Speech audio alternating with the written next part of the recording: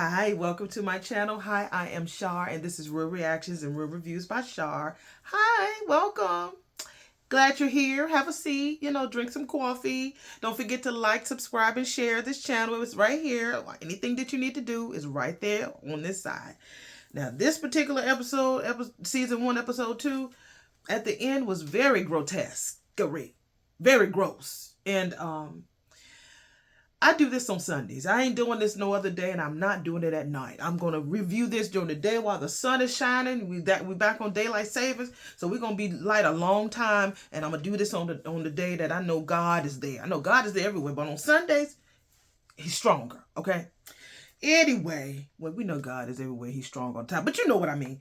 Anyway, we open up the scene of a flashback of Merritt and Marshall and Lois talking. So Merritt is like, she's sitting there eating the girl, just having herself a good old time. And Marshall, who's the husband, who's Courtney B. Vance's character. Don't forget, I got my laptop here looking over my notes. Courtney B. Vance is telling Lois, like, look, we need to help baby girl out. She eating too much. We worried about her. High cholesterol. She gonna die. The body's just too much. Maybe we can send her someplace. And so he tells I guess Merritt says, oh no, this is a catastrophe. I guess we need to make sure we send her somewhere. So Marshall is like, well, maybe we need to send her to Hawaii, to Montana. She said, oh, Daddy, so you want to send me to a fat camp, huh? So Lois was like, look, she comes in there, honey. Lois is so mean. She lays a whole pan of damn yeast rolls right there in front of Merritt, while Marshall is talking about her weight loss and what she needs to do. Child, that mama is a trip. I guess she has her issues with drinking, and Merritt has her issues with eating. So Lois tells Marshall, she's like, look, don't you teach classes, and don't you know that there's no place on earth that you can't convince nobody? It's hard to convince people to give up their vices. She said, I guess you would know that because you've been fucking around on me. I said, what? Marshall been cheating? His innocent face? I can't believe that. She said, yeah, girl. I've been having him followed. I think that Lois is talking to me. Yeah, I've been having him followed around, pictures and everything, at all these hotels. And one of the hotels is called the Happy Home Hotel. I was like, Marshall, why you do that to Lois? He was like, well, due to her job and her alcoholism, I ain't got no place. So can you blame me? I was like, well, the little bit I know about Lois, no, nigga, I can't blame you. So they go back and forth, and he says, you know what? You need to help us save the marriage. And she says, I'm not doing that. I'm not doing that at all. I don't want to help this marriage. It's over. And so he was like, yeah, sometimes you even too cruel to fight for. I was like, damn, that's a word. Whoever wrote that, Ryan? Ryan is the director. Yes, that was a word. He asked her, she says, nope, I'm not doing this. She said, that ship has sailed a long time ago. And especially knowing that you cheated on me, nigga, get the fuck out. Get out. And he says, you know what? I love you sometimes. And then she says, sometimes I love you too. She says, and I pray all the time. And a lot of times I pray that I get a phone call from somebody to let me know that your ass is dead. I hope I get a phone call to let me know that you died, nigga. He said, I hope that you regret those words on someday and it don't happen. Can you believe she said that? Well, she's probably just more so hurt. Okay, so we go to the hospital scene with Nurse Red. That Nurse Red, I don't like her. She's weird and she's nasty in so many different ways. Whew, child, I don't like her. So Nurse Red and her get into this argument, and so Lois is in the hallway crying, and so of course she's drinking again. Lois got her little flask, baby. She's gonna always drink. So Nurse Red is like, why in the world are you wasting those crocodile tears outside when you need to be in his fucking room? He needs to know that you're there, bitch. You need to be crying in there with him. Don't be out here wasting hallway tears. I was like, oh. She said, at least try to have a little bit of fucking faith that he's going to recover. At least act like it. I was like, nurse, you just kind of mean. So Lois was like, you know what? When a black woman take off her bamboos, baby, You know it's time to rumble. It's time to fight. I ain't got time. Lois threw that damn. Okay, I can't put my earring. Lois threw that damn flask on the chair. She's, I'm tired of you. We finna fight, bitch, because what you don't know is that you don't know me, heifer. So I'm gonna kick your ass so that all of this damn habit of disrespecting me comes to a fucking end, bitch. That's what Lois told her. And the nurse was like, oh, no, no, no, no, no. Oh, no. We have way too many security around here. And if you put one finger on me, you won't have any hands left. They're going to break every bone in both hands. And then you're going to get thrown off to jail and maybe even chained to a bed. Then we see the security people just happen to be showing up in the background. I'm like, you lucky. She got scared. See, Nurse Red is a mess. It's like, I'll tell you later what she did. So, nurse tells her to calm down, go calm the fuck down, go downstairs, because again, like I said, Lois was drinking in the hallway from her flask.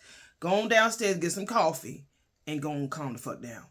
So Lois goes to the break room, and she's, sitting there thinking and contemplating, and then she has to look up and see this weird-ass family, the little girl looking at her like, what you looking at me for? They I don't know if they were scared or they thought she was weird. I don't know. It was just a weird thing that they were just looking at her. So, child, we go to the room because remember, Nurse Red says she loves to give Marshall his baths, even when she washes his ass, right? So we see Marshall. He's still in the coma. He's laid on his side. Right. So we see Lois is standing outside the room watching Nurse Red bathe him. So, child, we see Nurse Red is taking the sponge, squeezing off all of the water because she's giving a sponge bath, squeezing off the rag and everything. And then she lifts up his robe, right? So you could tell that she has to use two hands to hold him. And honey, she's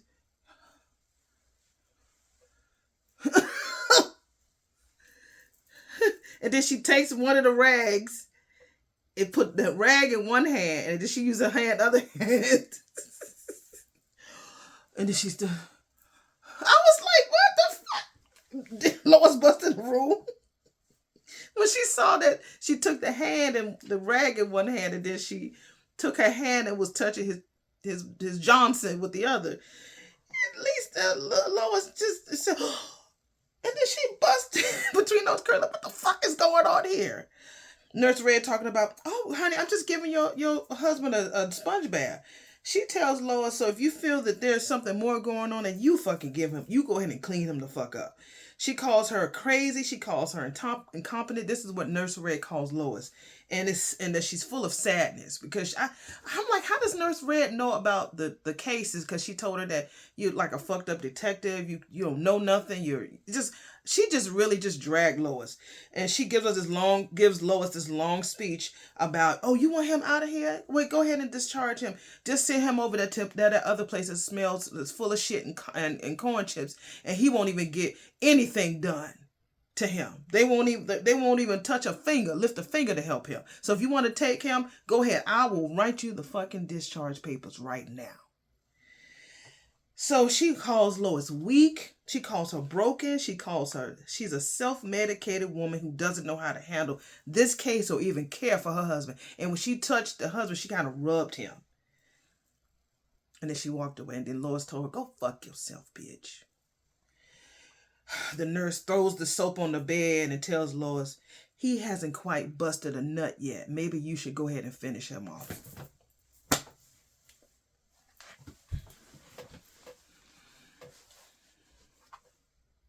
Girl, what you been doing when Lois ain't there? Okay, the next scene, we see Lois at the house and she's listening to some Miles Davis, in the background. And apparently Miles Davis is Marshall's favorite musician. And so Lois tells Merritt about that crazy ass nurse. And Merritt was like, Mama, it's 4 o'clock in the morning. So you could tell that Lois is like extremely drunk. She don't even know her left from her right. So Lois tells Merritt that the nun is like a cross between a sparrow and a Charles Manson chick. I was like, that she does look like both of them. Like weird and creepy, but very innocent like. So yeah, that was a great combination. So Merritt sits down, honey, at the dining room table on one end, and of course Lois is on the other. So Lois got all this paperwork spread all over the place, just telling Merritt about this crazy ass nun and how she likes to write all these stories about all these crimes, and so she's been helping her, just telling about it. Girl, Merritt sits down on the other end, honey, with a half-baked honey baked ham, baby. She opened up that. I thought she was ready to roll her hair because she had a bonnet on. I thought she had some rollers and she was ready to, curl her hair. No, she opened up that aluminum foil and you see that ham. I knew it was honey baked because it was sliced real good. Honey baked got some good damn ham. Sliced good. I think it was some Dijon mustard that was sitting there, on mayonnaise. I don't know. It looked like mayonnaise to me. Anyway, she would take a piece of ham, honey, and dip it in there. Oh, no, she didn't dip it. I'm sorry, because we don't double dip here. She had a knife. She had a butter knife, and she spread it like it was a piece of bread and ate it.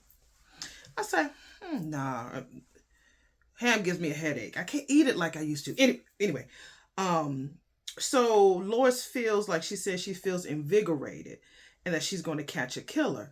So she says that she feels like the more she drinks, it makes her feel sharper. And she doesn't do it to escape. It helps her to be more clearer. I was like, okay, girl, you do what you got to get what you want. So Merritt thinks that the killer is trying to taunt her, and Lois is going to do some more brainstorming with Merritt, saying that the killer of the Burnsides might have been a university student, because I think the father was actually a professor there. So maybe the student had like an issue with the Burnsides, that family, that they made that family eat the father. And we still don't know what was in that pot, but we didn't see the baby, so we can only imagine what was in that pot. Anyway, next scene, we see Lois looking at more pictures at the police station. She said that she believes that they proved that a lot of the blood and a lot of the killings was done with a scalpel. Because scalpels are easy to use or something like that. Then she goes to the church to see the nun, and all of the nuns are looking so nice and peaceful and sweeping and like they haven't fucked in years, regular nun shit. Anyway, one is sweeping in the same spot. Like if that was my mom or grandma, I'm like, why are you sleeping and sweep right here? Go on over there and sweep someplace else. Anyway, they talk. The nun is happy Lois came to see her, and the nun don't think that it had anything to do with the university student. So the nun takes Lois to her office, and then the nun is looking at, Lois is like, what the fuck? There's a big cross on the wall, and you see all of these like clippings, like from scriptures and things that was left by the killer with sticky notes all over the place.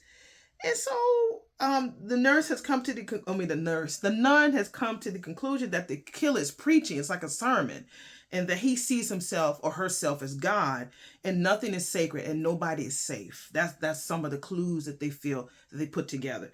So next we hear a nun playing an organ, and we hear like a foot tapping, and it's the priest who's there. The camera pans down to this pair of feet, some fine fire cowboy boots. They were red. Them things was noise.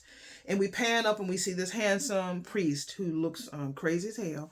And so when it's time for him to speak, a spotlight just comes on him like out the blue. And he prays his prayers. It sounds fake as hell. He said that he has hubris. I need to find out what that, and he has faith. I didn't look that up. Sorry. He tells the congregation about the weapons are fine, but faith is stronger. Then they need to maybe do a neighborhood prayer. Blah blah blah blah blah.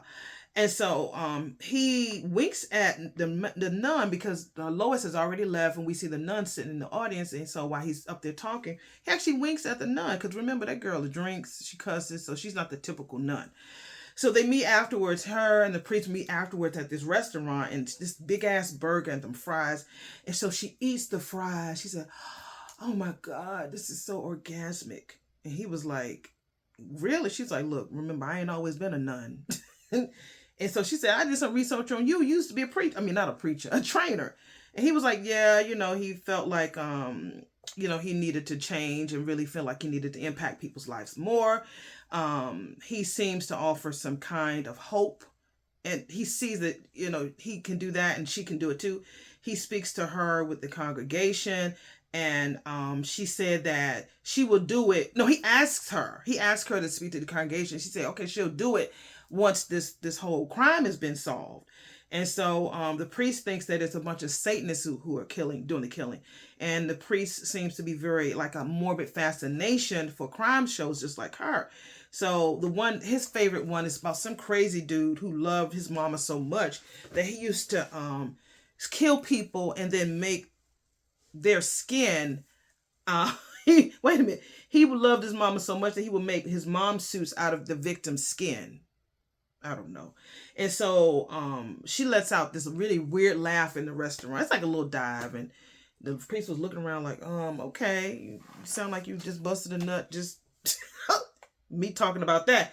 So he asked her, who do you like? And it's about some nun who lives in Greece up in the mountains. And what she would do is like, she would have people who had TB come to the mountains to live with her, claiming some type of healing, but she really didn't heal them. She just they let them die. And then she had some other stuff that was going on. So that's her favorite character, or she's a nun. Then he said the first home of where the Burnsides live, he said the killer cooked and ate the dad. I'm like, how you know that? Maybe it was on the news.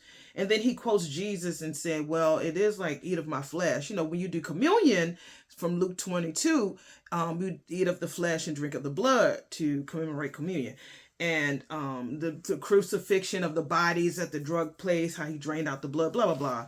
All this crazy shit. And so she eats the French fries and she's just so in ecstasy, and they both laugh.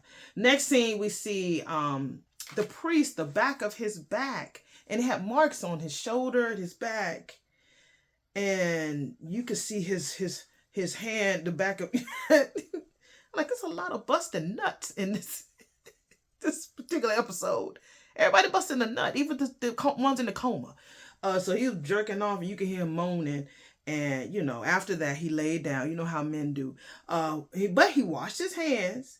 And then he looked underneath his bed. And I guess he had a toy box. I ain't talking about toy. I'm talking about naughty toy box. And it was a whip with spikes on the end. Like a cat's tail whip. It had like 6 tails on it, and they were all covered in spikes. So he would quote a scripture and beat himself on the shoulders. And every time you pull the cat's tails from his back, it would rip his skin. He crazy. After he done that, he puts his head in the same bin of water that he washed his hands in, and he just lays there. He puts his head. I'm like, okay. Next, we see the nurse calling Lois, asking her that she's telling her she's going to go to the press because she's taking what the priest said, that, okay, I think it was Satanism. And so Lois was like, wait a minute, I got a lead. I think we found the killer, so let me go. So we went to the man's house, and who we think, and the SWAT team is coming out. Everybody's dressed in their SWAT gear, mask and stuff. I'm like, why is Lois the only one that don't have on SWAT gear or something cover up her head or cover up their head, their face? Why is she the only one that's out there looking cute? I didn't understand that. Nothing there, but we hear somebody coughing and vomiting. Vomits and cough. These cops are the most weakest mother suckers I ever seen, because in episode number 1, somebody was throwing up on the damn flowers. Now here, we got somebody throwing up. So we find a man dead in the basement with his head between this lady's legs, like he was eating her cat. And she looks like Mary, and he actually, the back of him looks like Jesus. And the lady, so Lois moves closer to the lady, and she looks at her, and she says, wake up. So the lady is still alive. Apparently the man had been dead there for weeks. Maybe the lady has been there dead for weeks, and maybe she's turned crazy. So she's talking, and they carry her out in a gurney, and she's still talking. So next we see Lois praying. Remember, she does believe in a lot of prayer at another restaurant, and the nun arrives, and she has a big old bruise on her face. And so Lois like, what the fuck is that? She's like, look, I fell. I was like, nurse, are you into that same shit like the priest? So it was surprising that the waiter came and Lois didn't want any booze. But the nun did. The nun wanted something. So they talked about the crime scene, how strange it was. The man had been there for weeks. The woman is still alive. Lois tells the nun that the killer left a calling card and left his name, Grotesquerie, with some other words. I didn't write them down. So the nun asks for any other evidence, and Lois says, no, I ain't got none. So the nun tells her that she needs someone who's a philosopher. Ain't your husband used to teach philosophy at a college? She's like, you know good and well, damn well, we can't ask him right now, honey. He ain't here. You know, so the nun tells Lois to unlock the dream and solve the crime. I don't know what that means. Lois then decides to take a drink. I'm like, girl, you was doing so good. So she Asked for 3 shots of this and some of that. So we see her driving home, swerving slowly, and then she stops. And the same homeless man that was in episode 1 had told, get ready, repent, he's coming, stuff like that. He came up to her again, and she opened the door. And of course, it's raining, so it's some type of change or shift. Whenever there's a shift, whenever there's raining hard, there's a shift. So she rolls down the window, gives him some money, goes, and so he leaves. So the next one is this puzzle box mystery. Lois found this little puzzle box at the place where she found the man dead and the lady talking. And so she brings it home and tells Merritt to see if she can solve the puzzle because she's really good with puzzles. Merritt was like, ain't no opening on here. There's no seam. There's no lock. There's no button. There's nothing on here. I don't know what to do with it. So she can't open the box and she go to bed. Mom, I'm going to bed. So the next scene, Lois, there's a Louis Armstrong song that's playing, like Life Can Be So Sweet, and it kept repeating.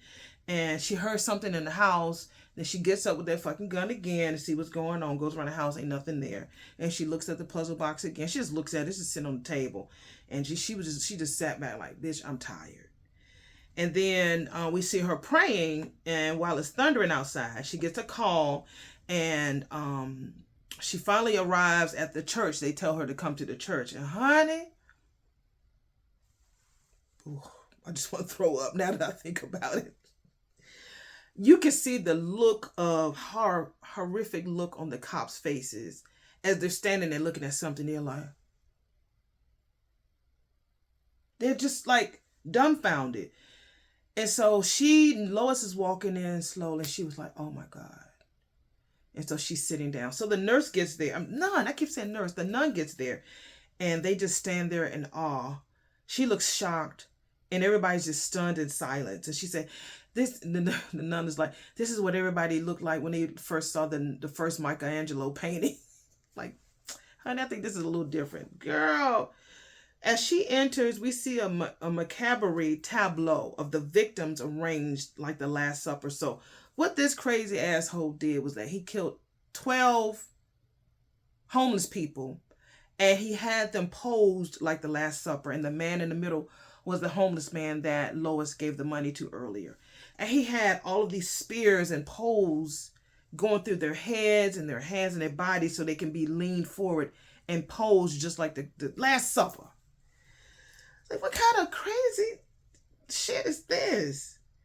So all of that, like I said, all the 12 people were homeless. It was gross. So the nun asked Lois, what girl, what are you finna do? Lois said, honey, I'm going home and I'm going to get me a drink. And that was it. Gross, for sure. I'm like, who thinks of stuff like this? This is only episode number 2 that I'm on. That's why I'm only watching on Sundays. I hope when I go in there this time and turn on my TV, I didn't tell y'all before, but when I looked at episode number 1 and I reviewed it, my TV wouldn't flip right. It wouldn't flip right. I'm trying to cut it on and I had to go behind it and take out the Amazon stick, put that back in. It was in the wrong. It was a lot that went on. So I'm gonna sage right after I get off this video after my Mumu review, and I might have to get me a drink, Lois, with you. Cheers, boo. Cheers. Anyway, don't forget to like, subscribe, and share this wonderful video. And again, I can only handle this once a week, so I'll be back with y'all next Sunday with number 3, because this is just a lot. It's a lot. It's a lot.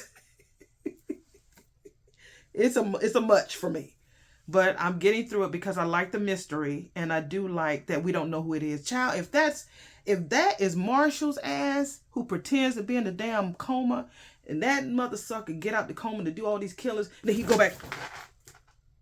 Child. And the nurse Nurse Red helps him do that shit so that Lois can really pay for treating him like he was a cheating ass. I wonder, was he cheating with Nurse Red? So she was, just washing his manhood. She was just in. I'm like, girl, you had to grab it with 2 hands. Damn. Go ahead, Courtney. All right. Y'all have a good one. Bye.